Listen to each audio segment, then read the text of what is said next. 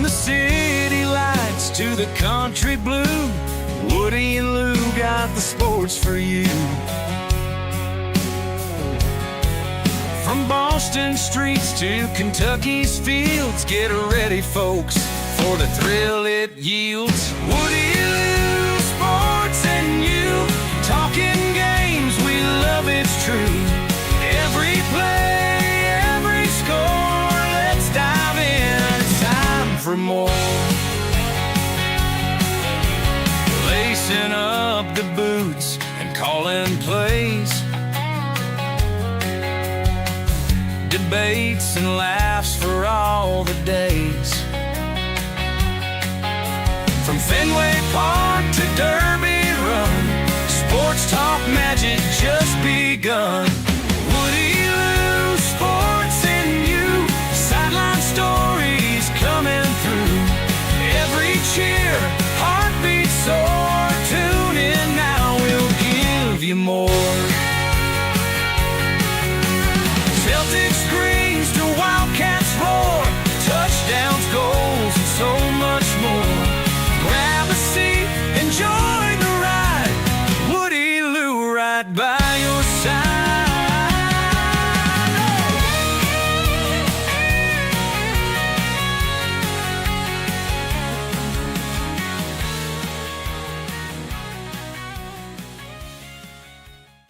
The views expressed by the hosts are their own and do not necessarily reflect the official policy or position of the Department of Defense, the U.S. government, or any of its agencies. The information provided is for general informational purposes only and does not constitute legal advice. No attorney-client relationship is formed by providing this information, and nothing herein should be relied upon as legal counsel. For legal advice specific to your situation, please consult a qualified attorney. Oh, I sprayed everywhere. Sorry. Happy Sunday night, Braxton. It's been a while since we've seen each other. What a start to episode 22, Woody Lew, Sports and You, Celebrate Veterans Day weekend. So before we get into the ticker topics, happy Veterans Day weekend, and special recognition to all of our current and former service members, especially the Mad Hatter himself, Mr. Chris Lewis. Yeah, I didn't know not seeing me this long would have you spewing early like that, but here we are. Happy Veterans Day! Happy Veterans Day to the Mad Hatter. He's in bed sleeping right now, so he is celebrating accordingly before Tuesday. And you know what, Dan? Thank you for your service, because for people like you, the continued service, you're not a veteran yet, but you will be one day, and you're really what keeps America safe at night. I just want to tell you thank you. And thank you to you, Braxton, for your service. I'm happy to serve. Mm-hmm. I know you are too. Wouldn't have it any other way.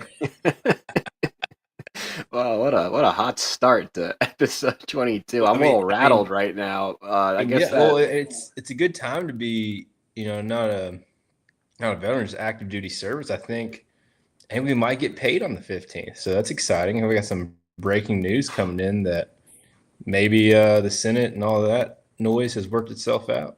Are we breaking news of a approved budget on Woody Lew, Sports and You on this Sunday evening? I think we've had some northeastern party lines getting crossed up in New Hampshire and Maine, and even Tim Horton Here's a Who Kane, I think, is on board. So I think we're good to go. Maybe we might get paid.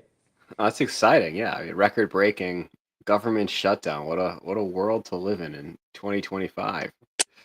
Yeah. It's awesome, man. I love it.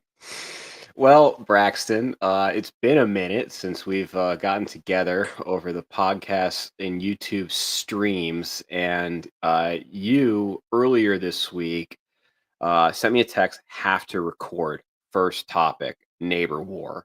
I have no idea what that is, so over to you. Yeah, I mean, so we haven't talked ever since the last show. We had intentions, because I guess it's been 2 weeks, 2.5. Yeah, I was gone the past 2 weekends. I had my golf trip in Pinehurst, and then I made a quick trip home for the Notre Dame Boston College football game. Yeah, timing's just been off.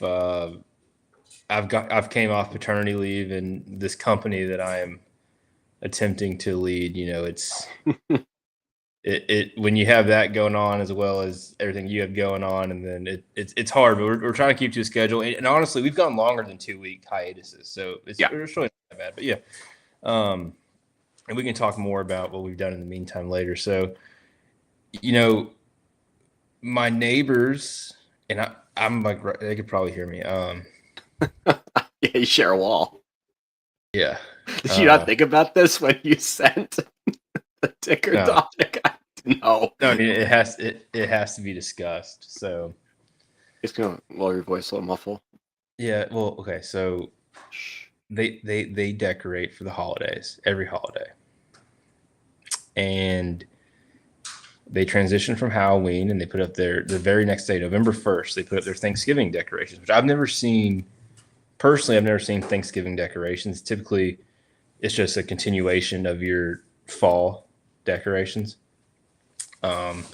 They took it a step further, and they have probably a 10 or 12 foot turkey attacking Santa Claus blow up, and joining the turkey who's assaulting Saint Nick is a sign that says "Wait your turn," and it has Mariah Carey's face with an X. Oh, that's an addition this year, because I remember you bringing up this obnoxious inflatable last year. I think it's probably on episode 4 we talked about it. Yeah. So it's a new addition.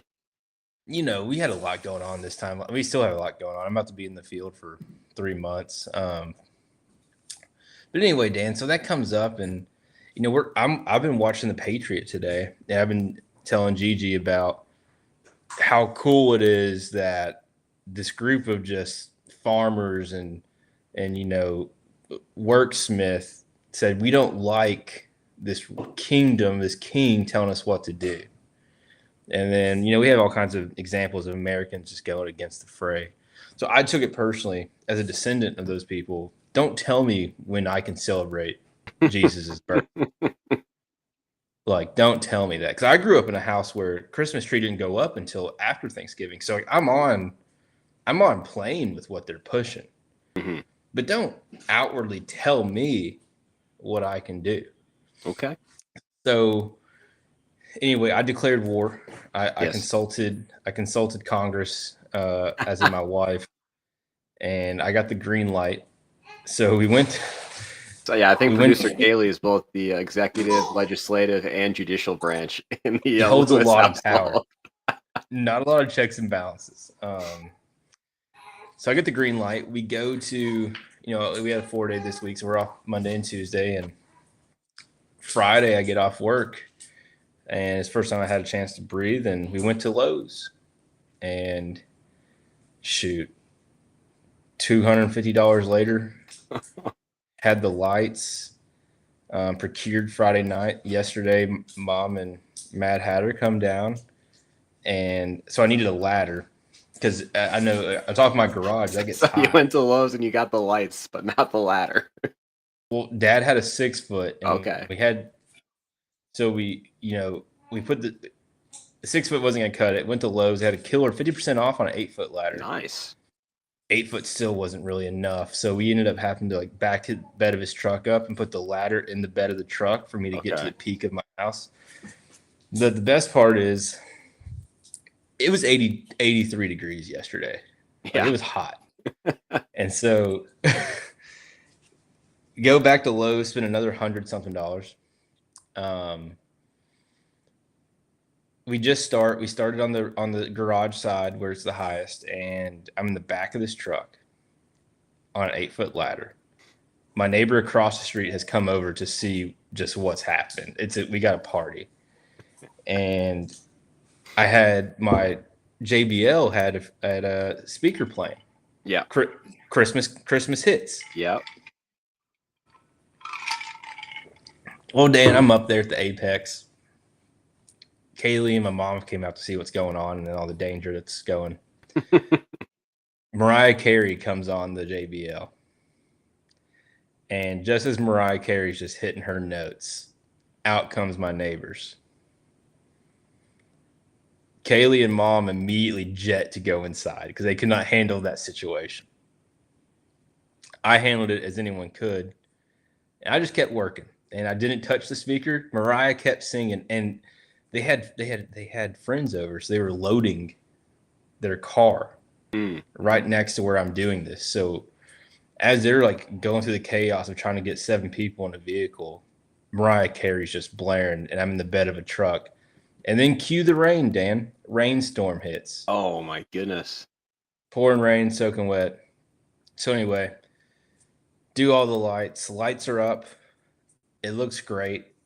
We could have a whole other argument of how I think people do their lights so gaudy and like how simple it was just to get the same type of light for the same house and make it not look ghetto. That's I don't get me started on people who mix white and rainbow light. You can't do that. But yeah, and I cut down half my tree. It was a whole thing, but we got them up. I was driving home from church today, and I saw my neighbor out walking, and we made eye contact, and I hit him with the, if you're listening on Spotify, I hit him with the wave. Yep. Nothing back, Dan. Nothing back. So I'm waiting for the counterattack. I think I have now found myself in a defensive posture, and I'm waiting for the counterattack. Okay. So that's where we're at on that front. But I mean, do you agree though? You can't tell someone when they can do something. That's the line, right? Yeah. I mean, I feel like when you put something that brash and rash and in your face up, you have to anticipate people like yourself hitting back.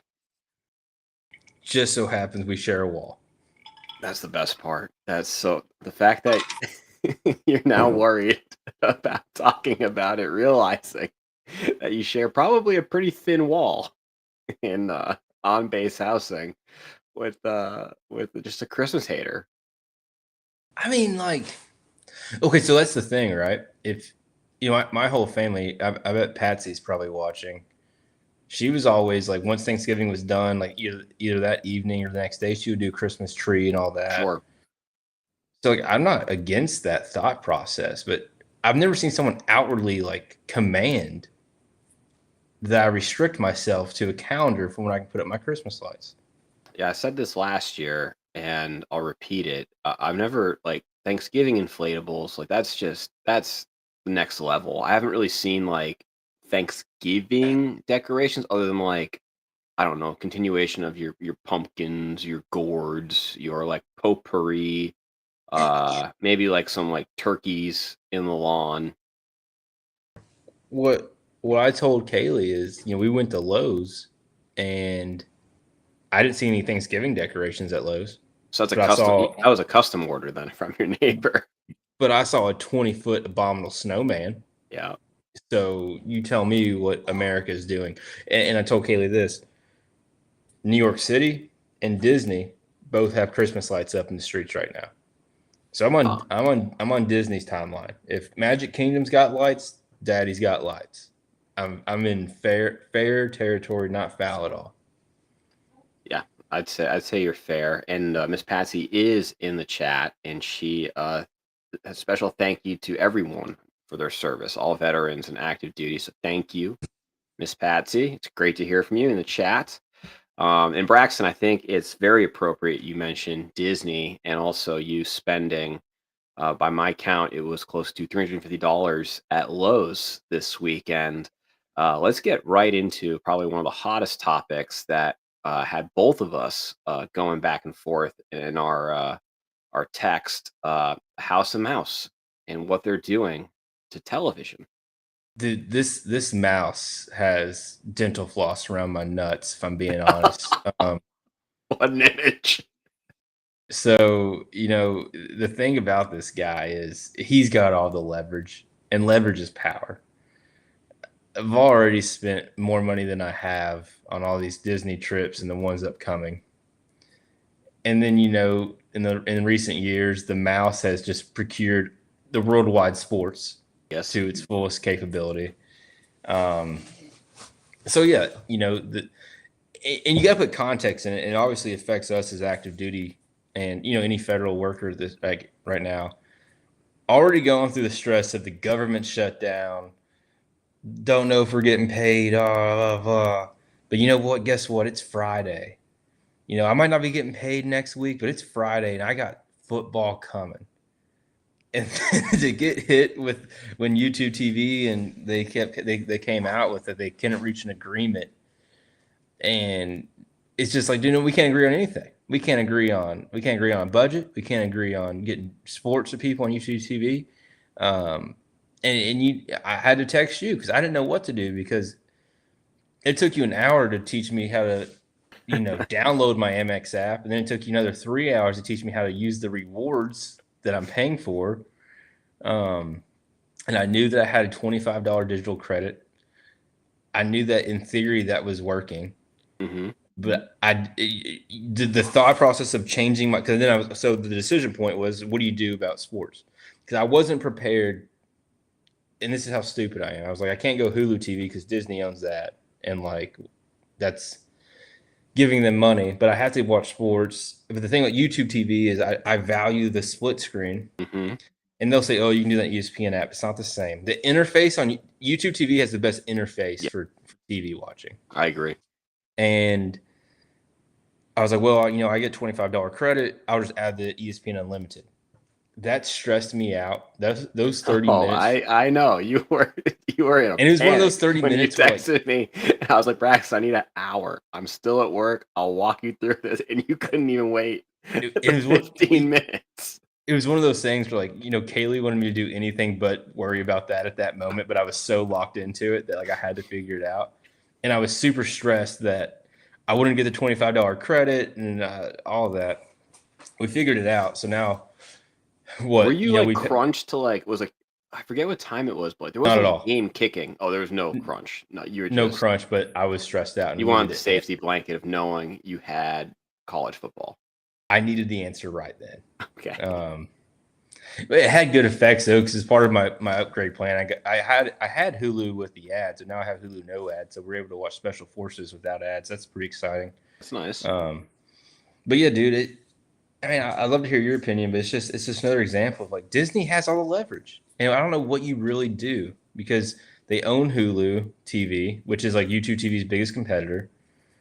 I don't know how much skin in the game like Sling has, but I feel like there's a yearning for cable back, or just OG TV, and I don't know I think that might be too far gone.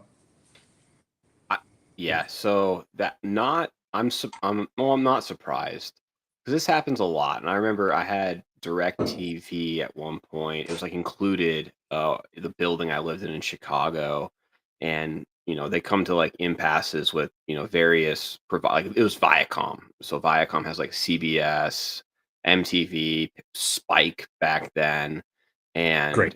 you see like Spike was awesome. And you see like in commercial breaks, it's like this like Viacom has not come to agreements with DirecTV. If you don't want to lose like MTV, Spike, like you need to tell Viacom, and same thing with like YouTube TV. But this one has now lasted probably the longest of any of those like contract disputes. Like maybe you lose your channels for like 2 to 3 days, then they get together. But it seems like with ESPN, like ESPN Unlimited, their new streaming package, they want to move everyone to that, or Hulu plus live TV. That's the clear play. We're gonna choke you out until we reach, and I'm sure up in the big market, like the boardroom types, like they have a threshold of like, we need X amount of ESPN Unlimited upgrades and X amount of Hulu TV installments, and then because now I'm such a sucker. I'm not gonna let their political business stuff get in the way of me watching sports. So I'm a pawn. Yeah. But I think I don't know what you're doing, but like I feel like I'm in the worst position because I'm still paying for YouTube TV. Yep. And I'm paying for the ESPN Unlimited. Now they did just say they're gonna give the $20 credit, I think, for YouTube TV, but like it's just unfortunate, man, because here's the thing, and like it's just such a first world problem. I understand that. But like just on Saturday, I gotta go to YouTube TV to see what's on, CBS, Fox, But then I got to go to the Disney Plus app to ESPN to see what's on there. And it's just a whole thing. And then the ESPN app it just kind of sucks. Like I Yeah. just don't like it. Like I was watching Kentucky Florida last night, and I think Kentucky Florida was on SEC Network, but the Auburn Vandy game went long in overtime. So you could watch it on the app on SEC Network Plus. But SEC Network Plus, which is what I watched the broadcast on, it didn't like have it wasn't the real broadcast. Like you didn't have like hey, we're going to Dari Noka for the halftime update. Like we watched the band play the Army song at halftime. Like Yeah. it just wasn't the real broadcast. And here's the other thing. I don't know if you experienced this yet. TV, you clearly have commercials. On the ESPN app, you can find yourself trying to flip to a game and they get hit with a 2.5 minute ad. Ugh. And it's like, what are we doing? Yeah. So it is super disappointing because I got YouTube TV, I feel like fairly early on, and that having the full ESPN, ESPNU, SEC, ACC, it was awesome and so user friendly, like unlimited DVR, and like you said, like they're like pick your own multi-view. I remember we were in Poland and the multi-view became a thing for the college basketball tournament, and it was they just awesome. do it so well. When I know when I signed up for YouTube TV, it was like $42 a month. Yep. And that's already gone up 100%. I think it's around 80 now. Yeah. And I got my parents onto it too. That was a huge win because they have like the house I grew up in, and then their their vacation home on Cape Cod. So they were paying for like Comcast at both locations. So their like monthly like cable internet bill was like upwards of like $350. So getting them onto YouTube TV, it was a game changer, and being able to like like DVR like saved like one location, watch the other location. So I got this similar to when you texted me. Dan, my dad. So I love my father, but when we're like, I went to the game with him last weekend, like BC Notre Dame. We had a blast, but we're just not like he's of an older generation, not big on texting, and like we're on the phone. At least with him, it's very much like to the point. Like why are we talking right now? Why am I putting effort into this conversation? He's old school. He's almost 70, old school guy. So I know, like when he called me, I knew exactly what he was calling about. Because I've gotten calls like that since, like, oh, I'll never forget. I was at like a barbecue over the summer, and they were down the Cape, and we shared like a Netflix account for a while. And my parents, they have to watch their like British TV shows. God forbid they can't do that. And I either change my password or like the credential on the Roku like expired, and he like forgot the password, and he calls me. I didn't answer it. He calls me again. So I'm thinking like, oh my goodness, like my grandmother died. Like, why does he keep calling me? No, he needed the password for Netflix. I mean, you're wicked smart with this stuff, so you should no. Well, Netflix yeah, password so is I knew what he was calling me about. So I'm like, all right, I'm coming home on Saturday. I'll be home Saturday morning. We'll figure this out. Because the biggest thing for them, at least in the moment, was the local ABC. That's like their local news channel. Like News Center 5. So I was able to get them up on it's what's it called? It's like all local. It's like a Roku app, and that at least gets you can stream the local news station. So I got them set up on that, and then he wasn't too concerned about football because we were going to the game at BC. But now a week later, still haven't, the House of Mouse has not agreed with Google. So we got to figure out what we're doing. And this forced me to also do like an audit of there's a good comment in the chat. I'll get to that in a second, Miss Amy Lewis. But an audit of like what I actually watch. And there's a lot on YouTube TV. And this is different for you. You got kids, but they have like, the Disney Channel, Nickelodeon, like all of that stuff. Me, for the most part, it's just the sports. I realized that I was watching them like the local news station, then your CNN, Fox. So what I think I'm gonna do, Braxton, is I'm gonna get an HD antenna so I can get like over the air free TV. So like your local NBC, CBS, Fox, CW, PBS. I'm gonna get one for my parents as well, and then I think I'm gonna do the Fox One ESPN bundle. Right But now yeah, it's for $39.99 a month, no free ads. okay, hold on.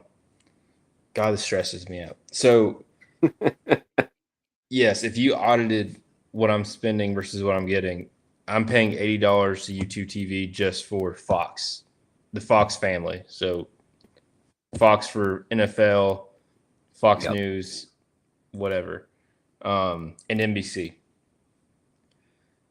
I could cut that out by getting the Fox One bundle, which I was going to bring up, but then you just stressed me out because my ESPN Unlimited bundle right now is running me $40. So how do I add the Fox for no ad? Sorry. So the no free ads were not Woody Lew Sports and You doesn't give free ads for No, we don't. products that we don't get like paid for. But with that said, there is currently an ESPN Unlimited Fox One bundle for $39.99 a month. I didn't get offered that when I was doing the upgrade. If you've taken a tactical pause like I asked you to, But I'm paying Braxton, I'm paying $39.99. I'm not getting Fox. So how do I get Fox? Why has it got to be so hard? that's you. Why is it gonna be so But they hard? didn't say nothing about Fox for the same price. So So I you would have gotten might. that.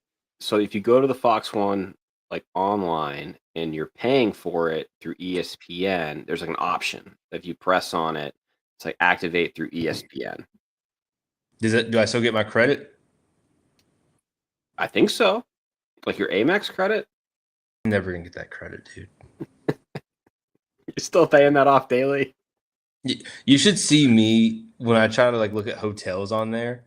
Like I read the agreement 20 times to make sure like I get the hotel credit, and I'm like, what are the details? Like I'll refresh 20 times to make sure it's like included in the final checkout. I'm an idiot. What's the chat saying? So chat, yeah. So we got Miss Amy Lewis in the chat. She's asking, can I get a good rate on the Cape House for a week? The answer is absolutely yes. My parents, they do rent it out in the summer for certain weeks. So if you're interested, we can get you into Dennis, Massachusetts, beautiful Cape Cod. And then she also said that my parents will love an antenna. Apparently, your parents have one in Charleston, and they love it. I'm so stressed about TV. Well, I can't. And it goes back to the whole cable thing. Like someone's gonna make a comeback, or you're gonna start seeing dish satellites back in every house. I'm curious, yeah, if it goes like to satellite TV. What I think, like, and so the question that you pose is like, what do we do in 5 years? I feel like there's got to be some sort of, I don't know, like a box or a service that like combines all of your what you pay for streaming. So like your HBO Maxes, your Disney Pluses, It's an and then it makes interface. it like you can flip through it It's that's the thing, Dan. It's the interface. I don't yeah. want to have to cancel out of apps and reopen another app. It should be a one-stop shop. I can watch Curb Your Enthusiasm from HBO Max and then flip down one and watch How I Met Your Mother on Netflix. Like it's the interface. Yeah, and like how YouTube TV, like you can do your favorites at like the top. If you break it down, like, and this is like gross, but if you broke it down, and I don't know, I mean, I guess the only like box I've ever paid for since I've been an adult for like TV is like when I had Xfinity Wi-Fi and Xfinity TV box. But outside of that, when you're just doing streaming, I'm paying $80 for YouTube TV plus 40 for the Disney bundle. That's 120. Not to mention your internet. plus 22 for Netflix, whatever Netflix is now, plus internet's 100 something. So I'm paying like $280, Yeah, you're paying much $260. more than what you paid for when you had like Comcast. Right. And for what? Yeah. But I think that that's where we're trending towards.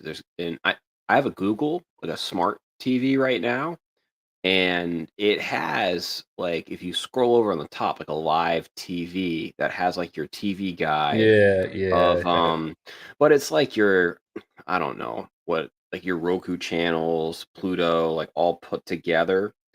So it's not your premium TV that you pay for with the apps, if that makes sense. 2025, man. Stresses you out, I know. No, it gives me immense anxiety. Like it's just not good, dude. And what's going to happen is they're going to end up striking a deal, and then we're going to get an alert saying, "Hey, YouTube TV is now $94.99 a month." I'm And paying then it. it's like, I'm not paying it. is that the line for you? Like the COA I just put forward of doing the ESPN Fox One with HD antenna. For me, I think that is it'll get me what I want, and it'll save me money. Right. So that's my plan. But it's also funny too because not having ESPN, what I found myself doing was watching a lot more just regular YouTube on my TV. And I think this is Yeah. not a ticker topic, but it goes to what I've been watching. And I know we had a back and forth about this. And YouTube, like golf creators, I was watching the Internet Invitational by Barstool Sports and Bob Does Sports. What are your thoughts on that?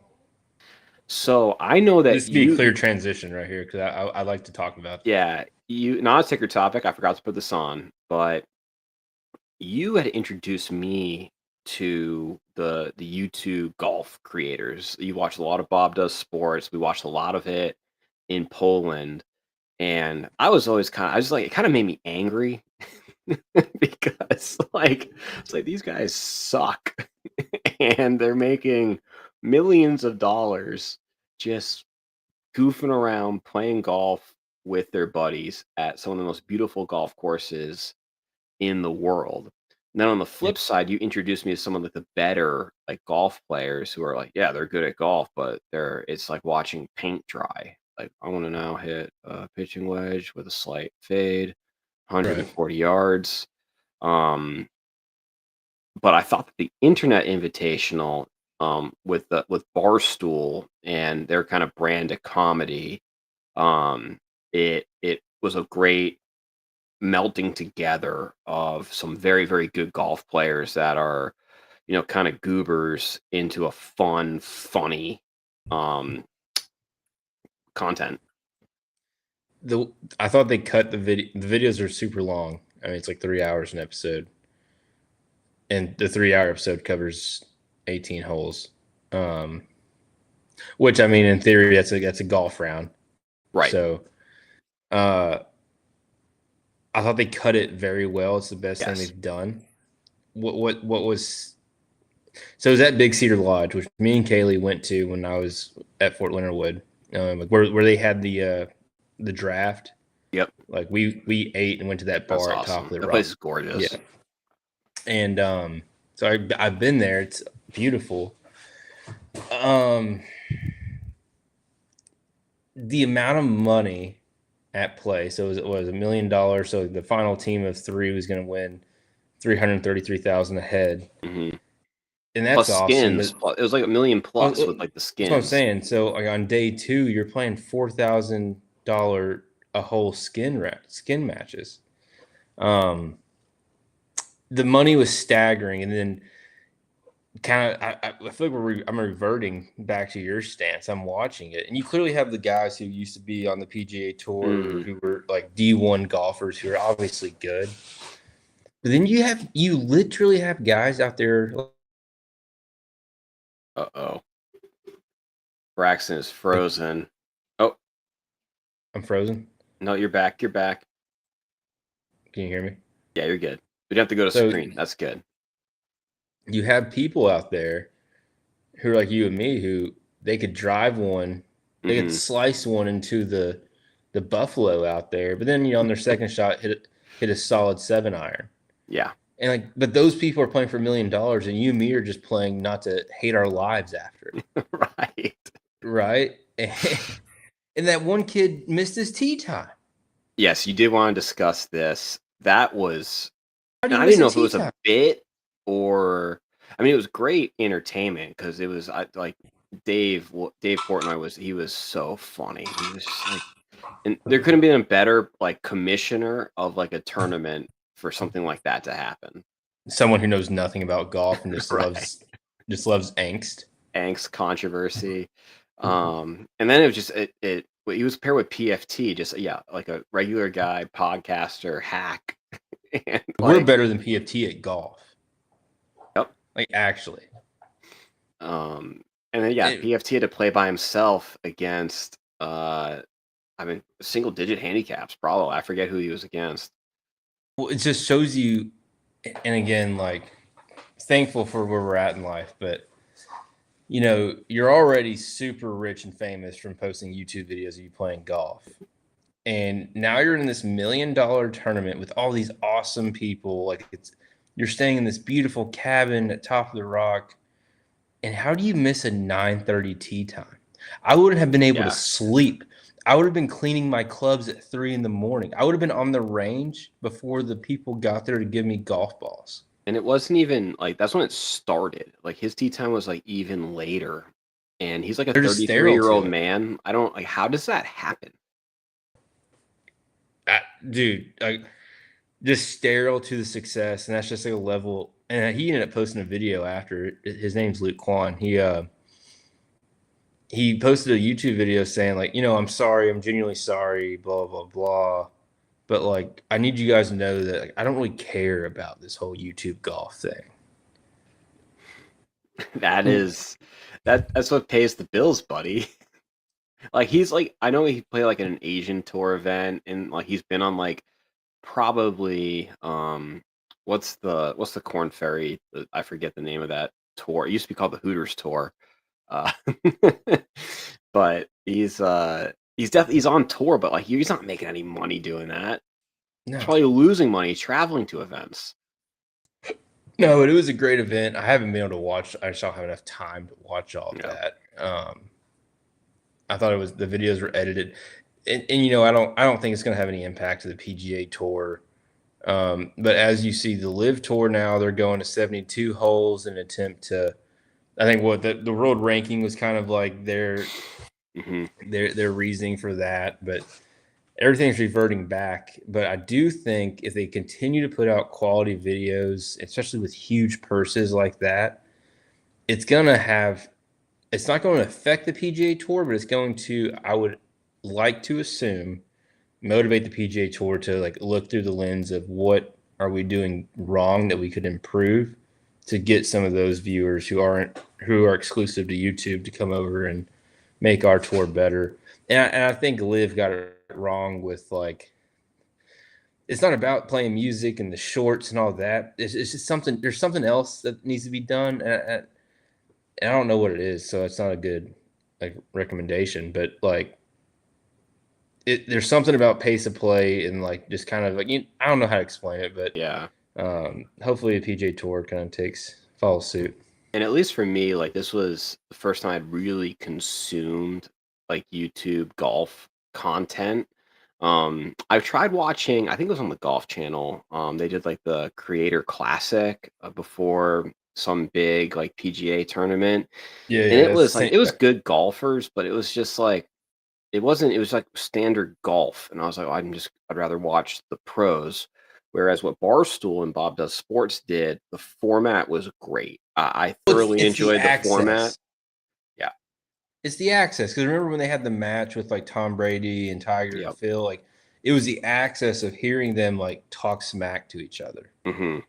It's the access of knowing like what they're actually saying and like thinking about. I don't know. It's like one of those things where I hate in baseball when they do the segments where they'll have like someone in the field be mic'd up for the whole like inning, the whole half inning. Mm-hmm. That annoys me, but like in baseball, but I think in golf that might be a good model in a weird way. Oh, yeah, absolutely. It's just different. Because baseball, yeah, the guy's like he's got to be focused, paying attention. Whereas there's in between holes, like after a hole, like recapping it, like what you're gonna do next. Like in my opinion, there's nothing better than team golf, and I absolutely love team golf. And I think that's one thing the PGA Tour could do more of. There's only one It's just team Zurich, golf and I think event that's at the enough. Zurich. They did start doing, which I love, is with the LPGA Tour. I'm blanking on the name of the tournament, but there's a co-ed team golf, which Yeah. I love, and they should add that to Olympics. Like for instance, in the Internet Invitational, like I love Kyle Berkshire, long drive champion, playing with Gabby Golf Same Girl. I thought that tees. was awesome. On the same tees. On the same tees. Well, that's interesting because another YouTube golfer, Grant Horvat, is about to post. It hasn't been published yet, but he's doing a video. He's a scratch golfer, and they're trying to, because people are starting to say now that like male scratch golfers could compete in the LPGA, and now they're doing a full match against each other from the same tees. He's playing up with her. That's so I'm awesome. interested to see how that comes out, and I would put my money on she beats him by 4 to 7 strokes. Who is it? Gabby Golf Girl or someone else? Nelly Korda. Oh, Nelly Korda. Oh, I love Nelly Korda. Yeah, she's gonna beat him. You'll watch that one. She's a stick. Yeah. Is it on YouTube? It's gonna be on YouTube. It hasn't been published yet. Yeah. All right. I'm definitely gonna watch that. And then I'm on through episode 4. I don't think there's any spoilers, but the winner right now of the Internet Invitational, like not like winner, but who's probably getting the most value out of being on it is Chazzy, the dwarf golfer. Like, and that's the thing. How do I say this with some class? You can't sit here and tell me that golf's not the hardest sport to play when you have 2 able-bodied people like me and you who are complete hacks but are like athletic. Just in nature we're athletic, but in golf we're handicapped.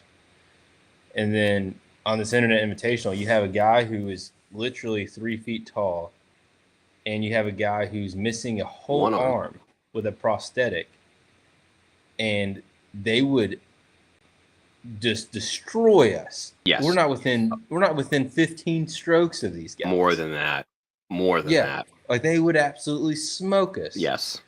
Golf's just, but that's also the beauty in golf. I love like the golf course that me and my dad play in North Charleston. On the weekends, they always have, I forgot what the acronym is, but it's like the people with disabilities like golf camp thing, and you be in a wheelchair or whatever your ailment is, and they have like they have machines or whatever, like mechanisms that help you like still play golf, and those guys would beat me by 10 at least. Like it's just, golf is hard. God, it's so hard. The Chazzy's awesome. He's a machine. He does not miss fairways. He only hits the ball straight. Yep. He hasn't even heard of a fade or a draw or a slice. It's just straight. And doesn't miss fairways, and then just absolute darts on his approach shots. And he's lights out putting. Yeah, we suck at golf, man. So bad. I did win though. So we had 3 rounds, 3 18-hole rounds in Pinehurst. I was absolute trash. Rounds 2 and 3, but played to my index on round. Oh, sorry, I was terrible 1 and 2. Played to my index on round 3 to win for my team. So that was nice. Congratulations, Daniel. Absolute sandbagger, and everyone at Pinehurst knows it. Absolute bagger. That's a bad place to be known for the wrong reasons. Oh man, that was a fun aside. I bet Not a anyone bigger watching this topic. right now has no input because they don't know what we're talking about. But Now, like how they talk about like, like this is an episode for the guests or for the guest or for the audience, for the you. this is you. This a is show episode for me and 22 is for one me and you. me and you. We haven't talked in a while. No, we haven't. And it's probably a contribution of these excellent beverages I'm having that are pretty high in alcohol content that I'm feeling fantastic right now, Braxton. Well, I had some evening beers, and I decided 5:30 crept up on us, and I said, "Let's go to Zaxby's." I was craving Zaxby's for some reason. So Kaylee drives us to Zaxby's, and there was some riffraff at the Zaxby's. Riff raff. Yeah, there's some What are we riffraff. talking? There's some riffraff. Just Okay. it didn't seem like a suitable place for us to take our 3 young daughters. So we had to make a call on our feet, and I said, "Let's go to the Longhorn Steakhouse," which Ooh, I've never been to this Longhorn Steakhouse in Hinesville. I've been there a few times. And I told Elliot, I said, "Daddy's taking you on a fancy date." I was like, "It's a fancy restaurant," so she just kept saying "fancy restaurant." I'll tie that in a second. So we go. I ordered a Miller Lite that I would still be waiting on if I didn't say something 20 times. Service was absolutely terrible. We had one of those waiters. This is my favorite, Dan. I love when a waiter, they take your, this is a family of 4 people eating food, doesn't write a single thing down. You hate that. I know you hate And that. we briefed him on what we wanted. Doesn't write a single thing down, and then starts trying to back brief us on what we ordered and didn't get a single order right. Oh, I can't imagine the look I know the exact look you had on your face when that was happening. So we had to retell him. Everyone around us is getting bread. We've been there 30 minutes. Every table around us has gotten like complimentary bread. Yes. And I asked the guy, I said, "Hey guy, do I have to order the bread or does the bread just come to me?" And he said, "Oh, the bread's in the oven. We're about to take it out. We'll get you some bread." You get some fresh bread. Nice. Dan, people who sat down after us, right next to us, had already gotten their bread. And just so happens, as soon as I said that, I watched him walk in the back and about face with some bread. And guess what? Didn't burn my mouth on the bread. Ooh. So it must have had good time to cool off. I'll tell you this. The dinner, me and Kaylee both got like fillets. Mm-hmm. This is where, and this is going. This is just a whole show on the economy, really. I told Elliot this is a fancy restaurant. When growing up, going to Longhorn, that was a fancy restaurant. Yes.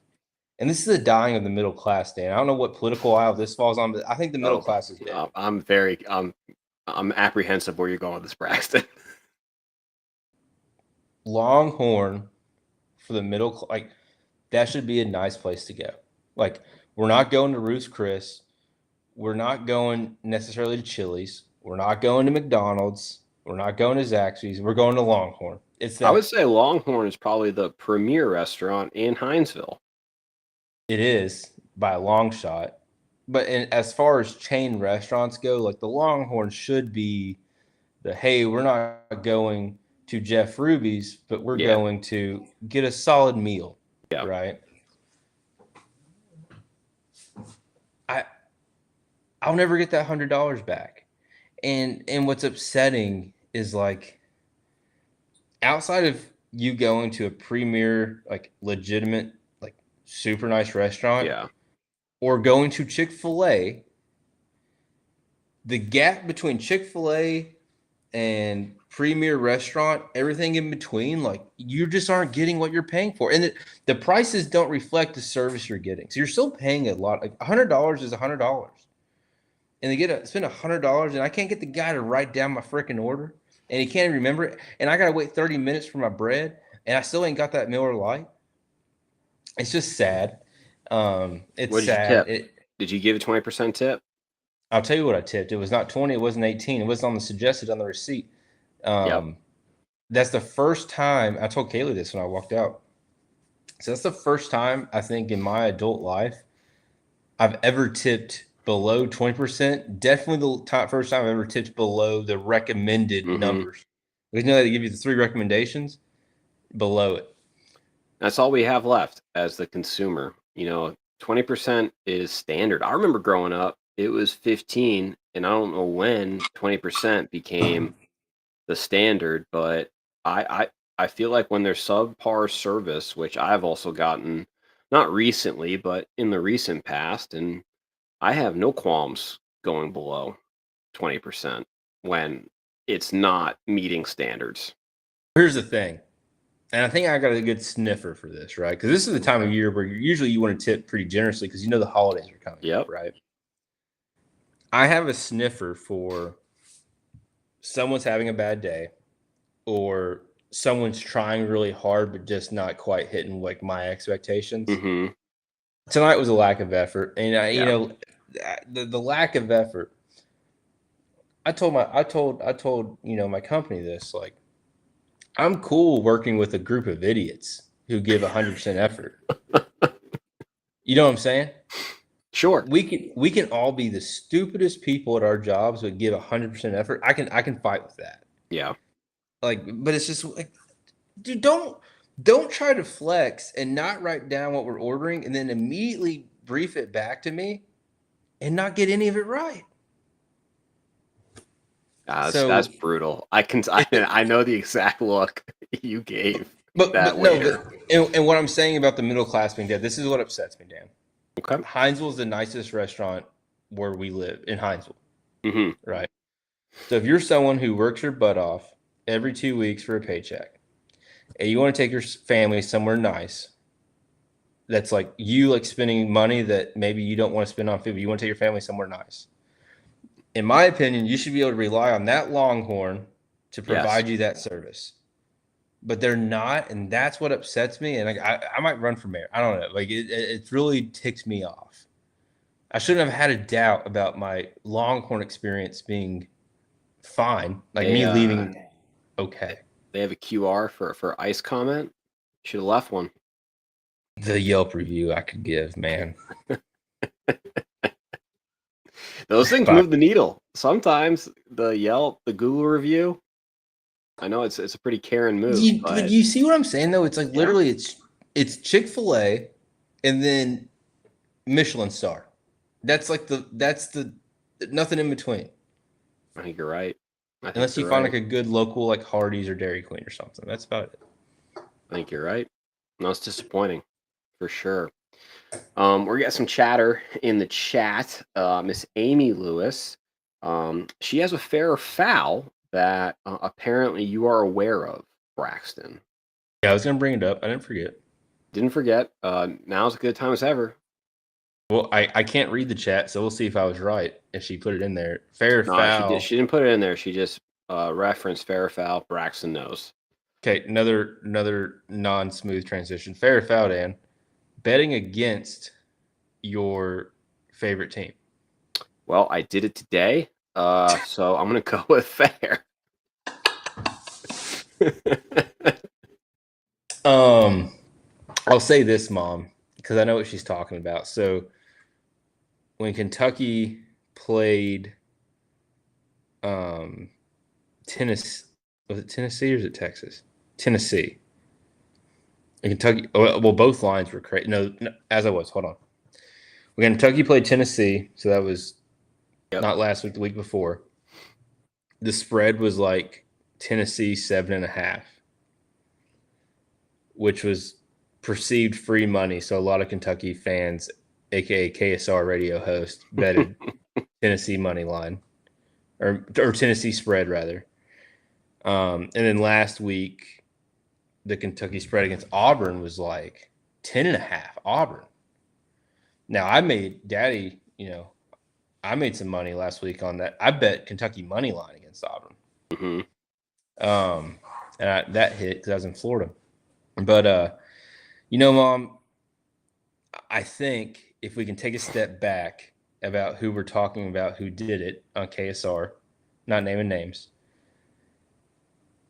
We all knew Tennessee was going to be Kentucky by more than 7.5. And also, I would also say betting against your team is a hedged bet, because the feeling I get from a victory is probably honestly greater than making money, because I value my team winning. So if it's between my team winning plus, or we don't win but I make money, to hedge it, like I would be hedging the happiness. I'm not hedging the money. I'm hedging the happiness. I think the only way you can hedge your happiness would be by betting against your team. I would not proudly declare that I'm doing that, though, if I was in a national spotlight, aka reported on the team as my job. However, Yeah, I tend to agree with you, Braxton. Yeah, I wouldn't like advertise it, and if you were Kentucky Sports Radio, where your whole thing is Kentucky sports, uh, on the radio, betting against Kentucky sports, uh, not wise. But again, like all press is good press, so I'm sure they got a lot of callers and traffic on that. But Miss Amy it's Lewis, the duality. she's in the chat and she has no all caps with more than 9 O's, Dan, exclamation. Well, Mom, I'll put it this way. I put my money where my mouth is. I bet Kentucky money line against Auburn, because I thought we were going to win. If I would have been in Florida or Kentucky or a place that allows legal sports gambling, when Tennessee was only a 7.5-point favorite, I also would have hammered that. But I would argue I'm just a good sports gambler. It's not about I don't know.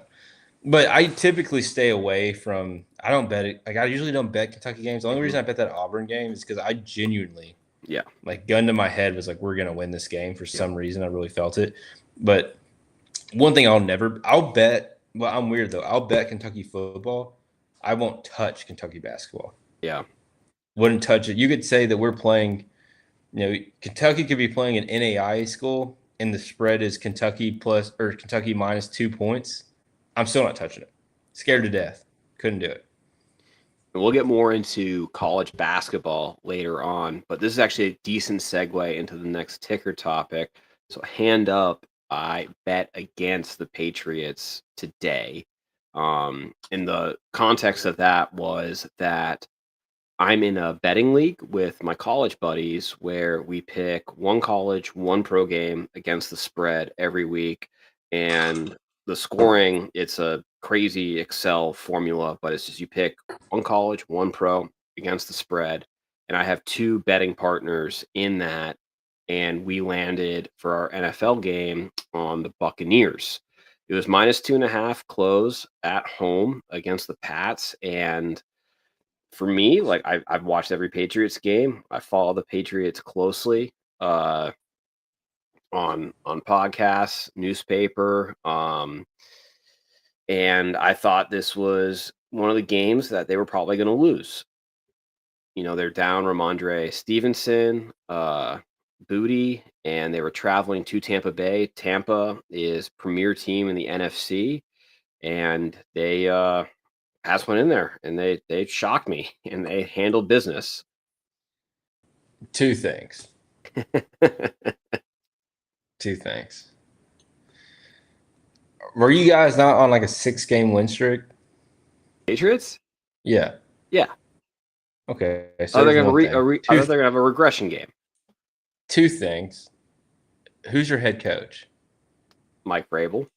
So Mike Vrabel is an old lover of mine, and the thing we're going to get into that shortly. I know, but the thing I can tell you about Mike Vrabel is he wins games when you are confident enough to put money that he won't win a game. That's the game he wins. That's just how it is. Experience with that. Experience in that. I knew I didn't like this game at all, especially coming off the bye week for the Bucs. You got to think. The thing about a team like the Buccaneers are a vibe team. Yeah. They don't have any, like, all of their not all. The people who, like, are selling jerseys are mostly hurt outside of Baker.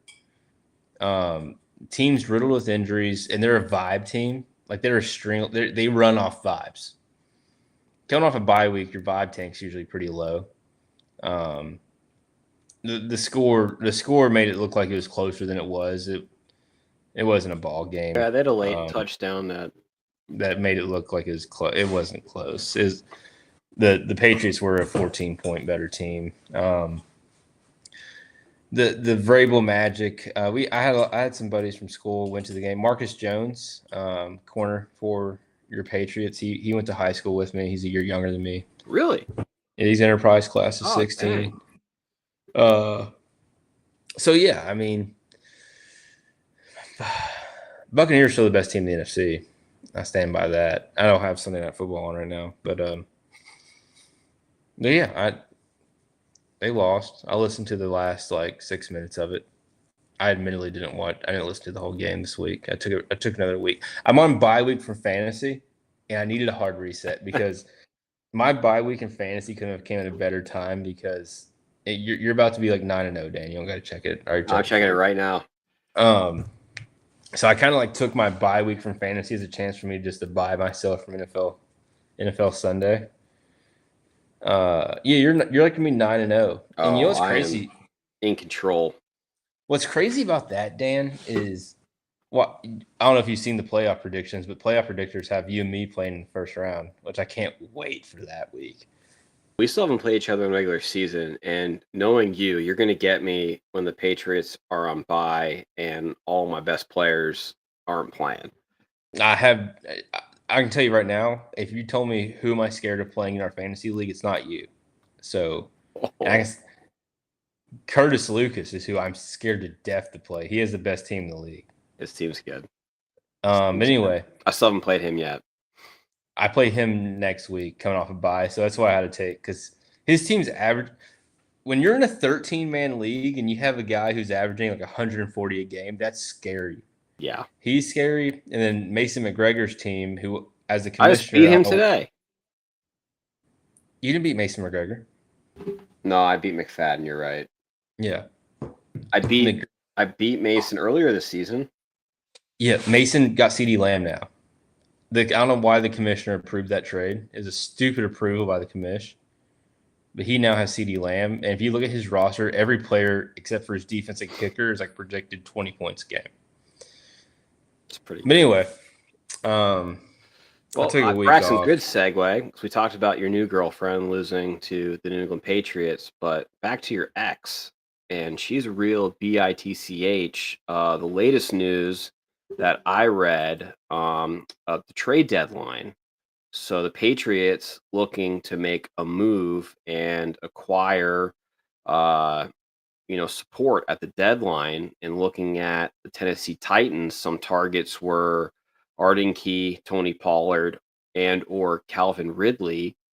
But Tennessee Titans owner, Miss Amy Adams Strunk, allegedly refused to do any business with the Patriots because of her beef with Mike Vrabel. Comments? Yeah, I mean, every week I talk about this. Everyone knows how I feel about Amy, and that's why I kept saying about the head coach.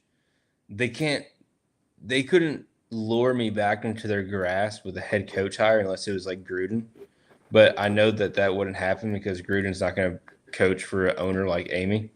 I think I said on the last episode about how when they came back right after they fired Brian Callahan and Vrabel and the Patriots came down to Nashville, Amy, people were reputable Nashville reporters saw Amy and Vrabel pass each other, and it kind of came off as if Mike was awaiting an interaction and Amy just nothing. It's like you and your neighbor. Yeah. And the issue with Amy, even back when Vrabel was here, she's a very by the coat. She just spur of the moment decisions. When it's time, when she makes a decision, she makes it quick and fast and pretty emotional. Mike Vrabel should have never gotten fired. He had one bad year. he had a bad year against the Titans, and he taken them places. And I think they were scared. And this is where it doesn't make any sense, right? It doesn't. They fired Mike Vrabel because they're perceived like they went to AFC Championship. They did all those things. It's Ryan Tannehill, Derrick Henry. That's going to go away because Tannehill's getting old and he's kind of hurt, and the Derrick Henry stuff, and he's on a contract year. We got Will Levis now, and we have a down year with a first-year quarterback after Tannehill gets hurt, and they think that that's the end of the road. But the same woman who wouldn't allow a trade of Derrick Henry in a year we weren't going to make the playoffs to the Ravens, who ended up signing him in free agency anyway, is the same woman who decided to fire Vrabel because he had one off year. And then now she's the same woman who wouldn't trade Derrick Henry to the Ravens when they wanted him in the trade deadline, is now refusing to trade Tony Pollard and Calvin Ridley of the Tennessee Titans. Not Tony Pollard of the Cowboys, Tony Pollard of the in a rebuild year. Why are you not trading him, dude? Or draft picks. Like to build. Why would you not trade him? And Petty. And here's the weird thing, which I don't understand. Vrabel didn't do anything to the Titans.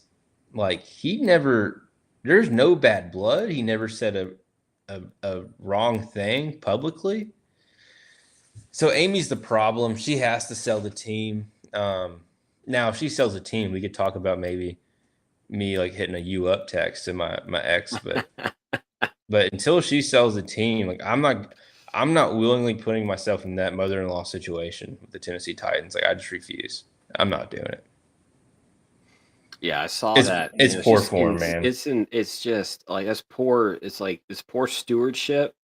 And I mean, I know like I've been very fortunate with the owners of Boston sports teams. I know that like John Henry has gotten a lot of guff, at least the past few years, but I mean, for the most part, like they're making the right business decisions to set the team up for success.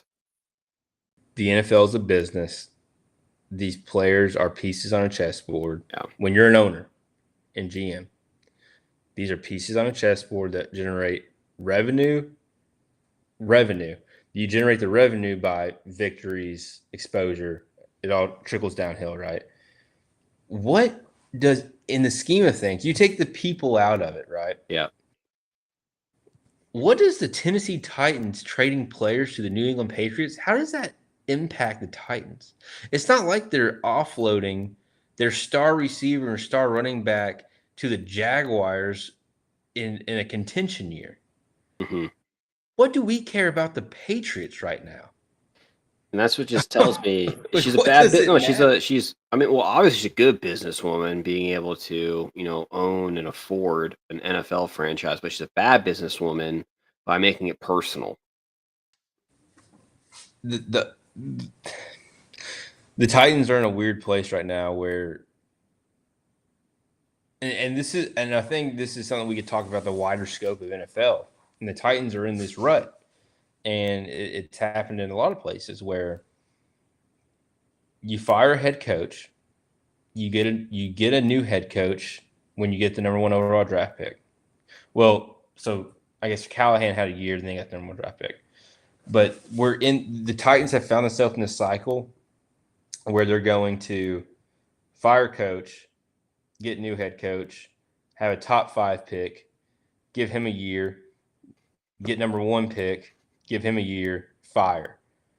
It's a cycle where there's no like room.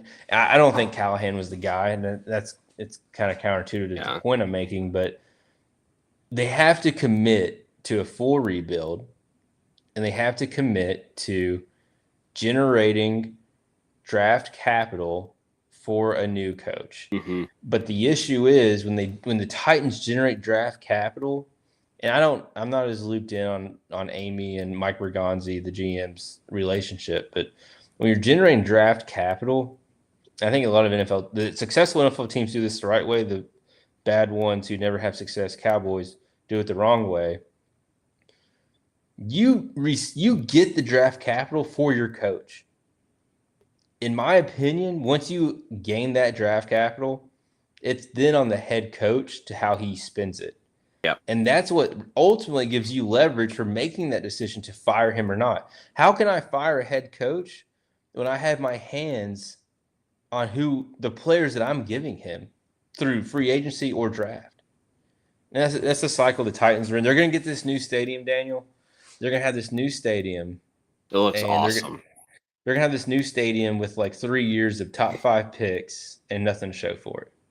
Cam Ward's not Cam Ward. And this is the thing. I couldn't be an owner or a GM or Cam Ward's not the guy. We drafted him number 1 overall. He's not the guy. Get a new guy. Daniel Jones right now. Mac Jones. Yeah. A laundry list of quarterbacks who like way better than Cam Ward, who weren't good enough to be starters for whatever reason, who are now being given these new opportunities and are crushing it. Like, what's his name up in Seattle? That's another example. Sam Darnold. Like, all those guys, and you look at them, you're like, hey, well, they're cheaper and better than this number 1 overall draft pick.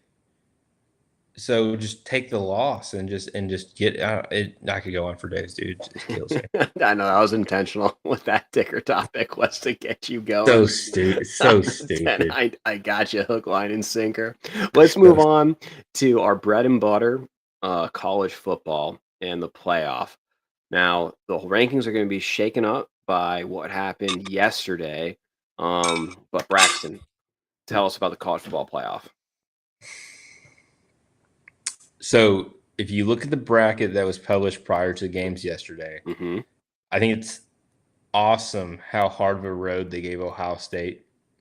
Ohio State had the toughest road. I think Ohio State, barring a loss, they're going to be clear number 1. I think Indiana, they survived a close one against Penn State. They're going to be clear number 2. Yep. I don't think the 3 and 4 are really solidified. I don't think 3 through 12 is going to be solidified until the week of. Texas A&M, I know what you're going to say. Texas A&M should be a pretty solid 3. I'm not going to be shocked if they drop one. Let me see who they got left. But I think this is going to be an upsetting playoff year. Okay. And I think it's going to be an upsetting playoff year for the SEC. Because one thing I can tell you with the SEC is if you're putting all your stock in Texas A&M and then an Alabama team who, though their record only has 1 loss to Florida State, who's not a good team, they're shaky. LSU had every chance to beat them yesterday. Georgia has a quarterback who has an identity crisis and a team who has an identity crisis. The same Georgia team that Florida was playing with them until the last 5 minutes of the game, who then goes to Lexington and gets beat by 31 to Kentucky. I think the SEC is in for a rude awakening. I think Frank Mendoza is still going to win the Heisman. I'm still all in on that. But I wouldn't be shocked to see like a Big Ten party come college football playoff closure. I mean, Ohio State's the gold standard, and they're a juggernaut. I mean, Indiana had a close call yesterday at a very, very bad Penn State. But Indiana, Ohio State, they should meet in the Big Ten championship. That will be telling for Indiana. That's I mean, the best measuring stick. And they both go undefeated though. They'll be 1-4 either way. I think. Yeah, I think so. Well, I think so. I mean, what happens if Ohio State just blows the doors off? Probably still. They're a 1-loss Indiana in a conference championship game. They're still getting a bye. Yeah, because I mean the only other options you'd have would be because BYU losing to Texas Tech shakes the Big 12 qualifier up. So if you have a 1-loss Indiana, Ohio State, they're going to be top 4. The undefeated one will be top 4. Mm-hmm. Just go ahead and assume Texas A&M does what they need to do. They'll be one of the top 4. Yep, they're going to win out. I got And their then schedule up. They got South Carolina, Samford, and end at home against Texas. They're going to win out. so you'll have Ohio State, Indiana, Texas A&M, and then the third or the fourth one. Does the automatic qualifier for the Power Four, does that get you a top 4 seed, or does that just get you in? No, That's no, what no, I'm no. not. It's straight. So this year's different. It's straight ranking seeding. So I So guess presumably, what, Texas Tech or Ole Miss kind of about, or Texas Tech, Ole Miss for that 4th spot? does Ole Miss benefit by not being, like, are they rewarded for not being in the SEC title game? That's the question.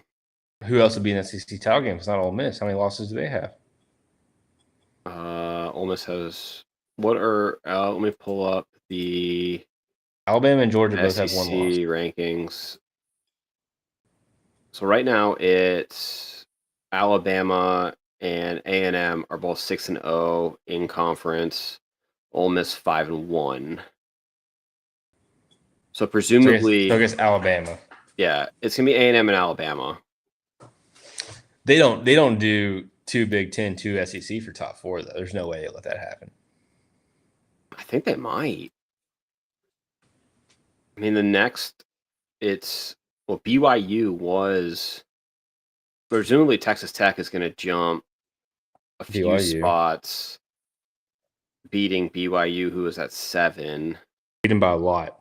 Yeah, I could see Texas Tech moving to 5 this week, maybe in the top 4.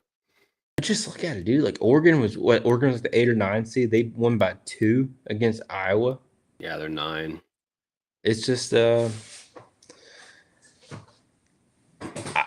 I'm just upset because I think every champion should be from the SEC, and I think Ohio State and Indiana clearly have a leg up on A&M and Alabama. If like the 2v2, I think Ohio State and Indiana is better, but I would love to be upset by that. Yeah, I mean, who's Ohio State? Like, I mean, yeah, it was against Texas, that big win, and that's not looking. I mean, Texas has been playing better, but But they're still abysmal yeah, by Texas standard. the ACC is just it's Like a pillow fight, like cannibalizing Virginia's- each other. Yeah, Virginia's in the driver's seat right now. Like they're in the playoff right now as a, the 4 conference champion. Right. But yeah, I had the ACC rankings pulled up. I mean, right now, I mean, it's going to be Georgia Tech. Georgia Tech is in the driver's seat right now. Was it Georgia Tech, Virginia, and then like Louisville just lost to Cal. Wake Forest lost to Florida State last week. I don't know if they won yesterday. SMU is up there too. They're 5-1. Yes, and you. Excuse me for not remembering that SMU is in the SEC. But you're excused. But yeah, I mean, Virginia lost to Wake Forest last week, so they're out. Yeah, the ACC is just Virginia loses to a Wake Forest team that Florida State blew out by 40. That's right. They then lost to Clemson yesterday. That's right. Like, and then Louisville loses to Cal. Yep. Then North Carolina's on a 2-game win streak. ACC just Chapel Bill, he's turning around. The ACC needs to be abolished. And then you have my Irish in at 10. They went out. They're squarely in the playoff. There's going to be a shakeup in the bracket, which is unfortunate because I loved their path in the initial November 4th bracket. So 10 seed playing in Provo at BYU. Winner of that plays Indiana. Beat them last year in the playoff. Not worried at all about Kurt Signetti. And then presumably they would play A&M rematch, neutral site. I mean, I know they lost at home. There's a bad hold on a snap. They've they've corrected those issues. You're not scared of Kurt Signetti? He doesn't worry me one bit. That's crazy. He needs a new haircut. He's got a terrible haircut. Best coach in football. Doesn't worry me one bit. Okay. Sure. It took a circus catch to beat an awful Penn State team. You're right. Best catch I've ever seen. But you're right. It did take a circus catch. It needed to be on display at your local carny. Yeah, I didn't know that the Ringling Brothers were coming through Happy Valley last week, but apparently so. I cannot wait for y'all to play in the playoff. Barnum and Bailey. I might order an Indiana hoodie just for that week. You still, by the way, you still owe me a burnt orange. What did we say? PFG or Peter Millar? So Kaylee brought that up. So we're doing Secret Santa for the family for Christmas, and there's this app called Giftful where you like make a wish list and you can like link stuff. And I'm not downloading that app. I told Kaylee I'm not doing it. But thankfully you can add a guest on your account so she can like make one for me. And so she was asking me what to put on there. I was like, just find like random like college and professional hoodies. Like I love a hoodie. Uh-oh. Like BYU hoodie or Orlando Magic hoodie. And she like paused and she was like, doesn't Dan owe you a BYU like hoodie or something? Nope. And I was like, Nope. Well, no, I think what it was is something about maybe if this happened, I need to get him a Texas PFG. Yeah, I haven't forgotten. I know you haven't. You got receipts up here. Maybe I'm probably more than a schmedium these days. You'll get a large. That's okay. Maybe that'll be your Merry Christmas from your co-host. I'd love that. This isn't a transition at all, but we're talking about football. I think you're wearing a Vanderbilt hat. I'm wearing a Vanderbilt hat and a Patriots polo. Oh, speaking of Indiana, real quick, when I was at Doak Campbell watching Florida State play, there was an Indiana fan in my row. Huh. Weird. Anyway. He should have been banished like the Mad Hatter said. He should have been banished to the top row. Florida State wasn't playing Indiana. I stared at him the whole time. Dude, I hope you won't go back and regret not watching Vanderbilt play at home more this season. And I was going to see, are you going to go watch Vanderbilt senior night when the Kentucky Wildcats ruined Diego Pavia's last collegiate game in his 8th year? I did look up that game on Game Time. Is that next weekend? Weekend after. Is it Thanksgiving weekend? No, so this week we got Texas Tech or Tennessee Tech, and then we got Vandy. 14th. No, I think that is Thanksgiving weekend. No, we play Louisville Thanksgiving weekend, Daniel. Oh. Let me pull up the calendar. Okay, so next week is the 14th. Then the 22nd. There you go. Yeah. Okay. Got it. Yeah, I gotta go. I'll be around. Are you gonna wear the Kentucky polo I gave you? Yes. What hat? I'll probably wear a beanie. Okay, so you're not gonna wear that hat you're wearing right now with the Kentucky polo. It's a good hat, isn't it? It is a nice hat. That's a nice hat. I love my fit for that game. I had the long sleeve tee, this nice hat. I spent $200 at the Florida State bookstore. That makes me. I can't stand Florida State. Dude, Renegade's the coolest thing I've ever seen. Renegade's cooler than the War Eagle at Auburn. War Eagle's pretty sweet. War Eagle was the coolest thing I'd seen until I saw Renegade. Oh, Renegade. Renegade doesn't poop, by the way. I kept a keen eye on Renegade to see if there's a poop detail. Horse doesn't poop. Who do you think my bet for like the most poop in college mascots is Ralphie, Colorado Buffalo? I bet it's just shit. No, it's Bevo. Really? Oh yeah. August, oh yeah. August just dropping mines. August Uga's too lazy to take a dump. Him and Smokey, dude. I'd shove Smokey up Uga's butt. Stupid dogs. A real dog is a Citadel Bulldog. That's a real dog. Not a good game for the Citadel at Oxford. They're just happy to be there, dude. Did you see them beat BMI? Came back from 28 down. Did they? Oh, yeah. Fourth quarter rally. Well, not a smooth transition, but let's get into our last topic that you were also very passionate about, the return of college basketball. Yeah, Kentucky's going to win number 9. That's why I'm wearing this hat. It's not for Chase Elliott. It's for number 9. Kentucky's great. We're the best team in basketball. We beat Purdue in the exhibition, and then we played Georgetown. I don't remember what happened in that. I don't think Georgetown definitely beat us, but we play Louisville on Tuesday. That's going to be a good game teller. We've already had great matchups. You had Arkansas play Michigan State. Tom Izzo got the better of John Calipari up in East Lansing. You had North Carolina beat Kansas for the first time since 2002, which I thought was a crazy stat. I think Bill Self has finally entered the part of his career where he's just what he's doing is not getting it done.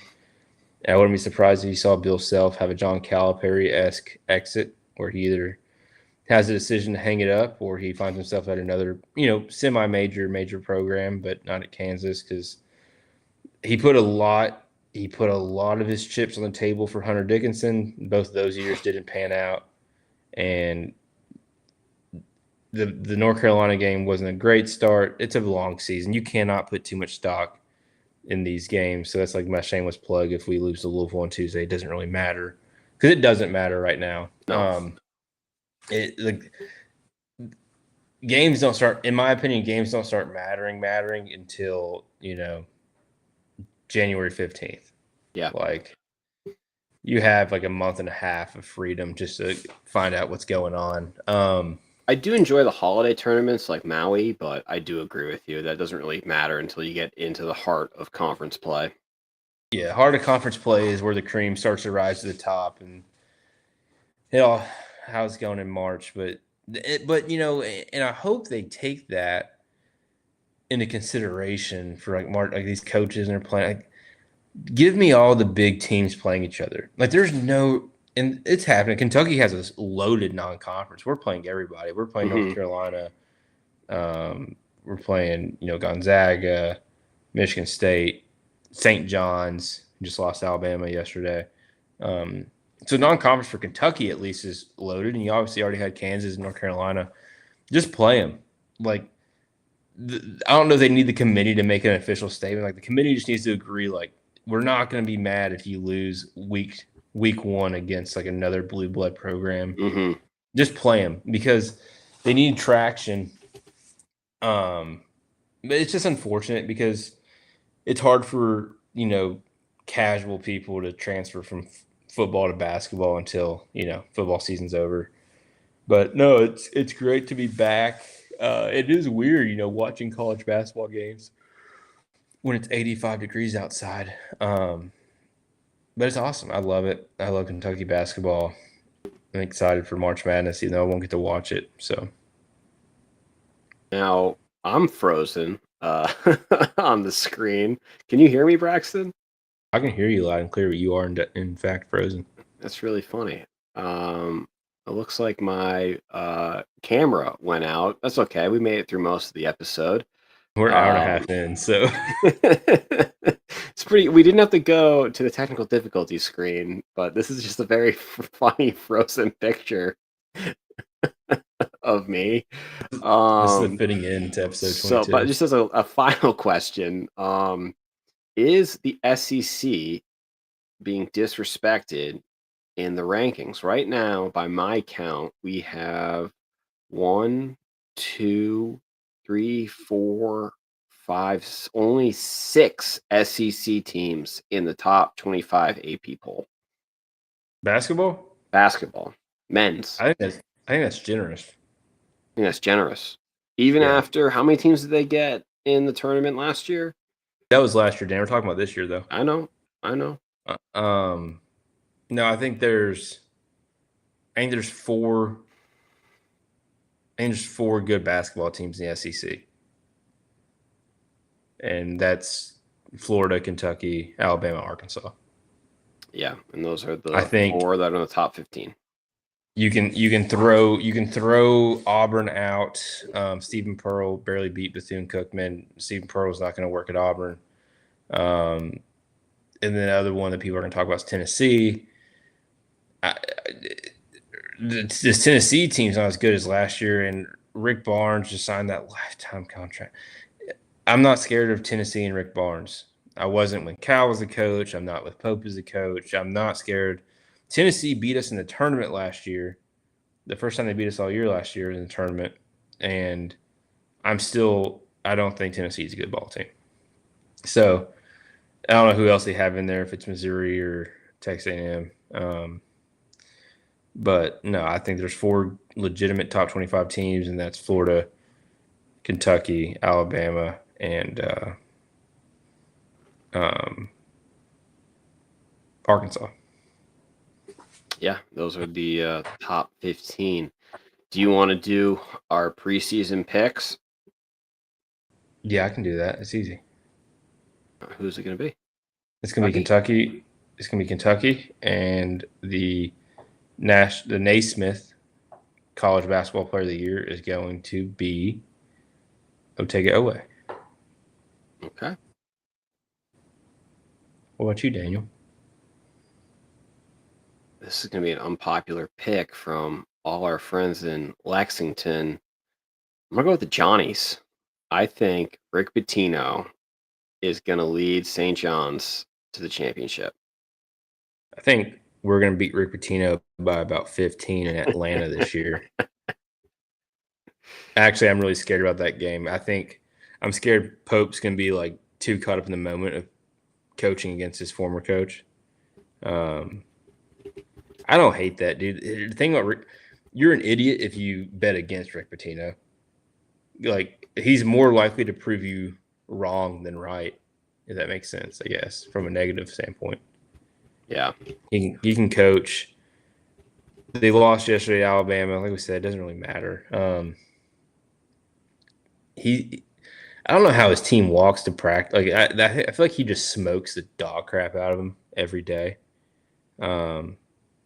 Yeah, and St. John's winning one, that'd be pretty poetic because you could only pray that would be like, hey, Rick, you just won one with St. John's. Like, please just retire and go be a. Uh-oh. Go be a grandpa.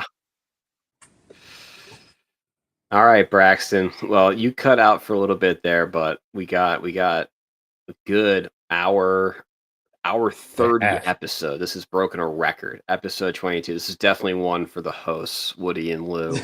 So thank you to we gotta be selfish sometimes. Award-winning listeners. Oh, that was a great episode. I thoroughly enjoyed it. Any closing thoughts, Braxton? Loved catching up, Dan. Make sure you like, subscribe, comment, and follow. Couldn't agree more. And happy Veterans Day to all of our current and former service members, especially to the Mad Hatter.